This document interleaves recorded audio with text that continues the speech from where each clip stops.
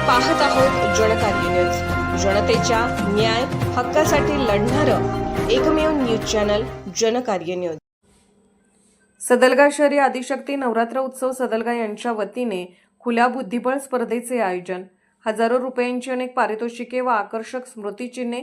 चिकोडी तालुक्यातील सदलगा या शहरी आदिशक्ती नवरात्र उत्सव यांच्या वतीने रविवार दिनांक 28 रोजी सकाळी 10 वाजता बनशंकरी मंदिर मराठा भवन येथे नवरात्र उत्सव आयोजक प्रमुख अनुप गावडे, प्रमुख पाहुणे शेवंती म्हैसाळे, प्रायोजक शांतीनाथ सुरंजे समेत दोड्डणावर पवन चौगले, मल्हारी भोपळे, करण परेड, दीपक वायचळ या मान्यवरांच्या हस्ते दीप प्रज्वलन करून बुद्धिबळ खेळाच्या स्पर्धेचे उद्घाटन मोठ्या उत्साहात करण्यात आले।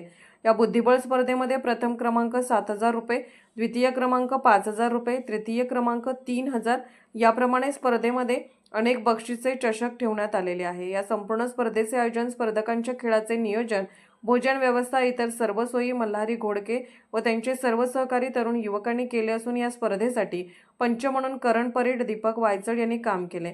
या स्पर्धेमध्ये एकूण 108 बुद्धिबळ स्पर्धकांनी सहभाग घेतला। या खुल्या बुद्धिबळ स्पर्धेमध्ये 8 वर्षापासून 65 वर्षापर्यंतच्या स्त्री पुरुष खेळाडूंनी सहभाग घेतला। ही एक विशेष बाब म्हणावी लागेल। या खुल्या बुद्धिबळ स्पर्धेसाठी कोल्हापूर, मिरज, इचलकरंजी, बेळगाव, चिकोडी, हुबळी, जमखंडी, सांगली, निपाणी, जयसिंगपूर, शिरोळ या परिसरातील अनेक बुद्धिबळ स्पर्धक व बुद्धिबळ प्रेमी खेळाडूंनी सहभाग घेतला।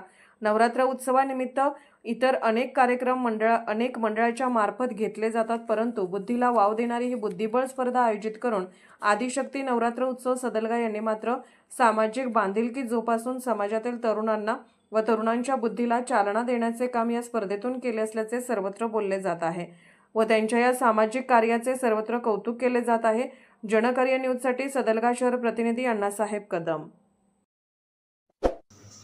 जनकार्य न्यूजला लाईक करा, शेअर करा आणि सबस्क्राईब करा।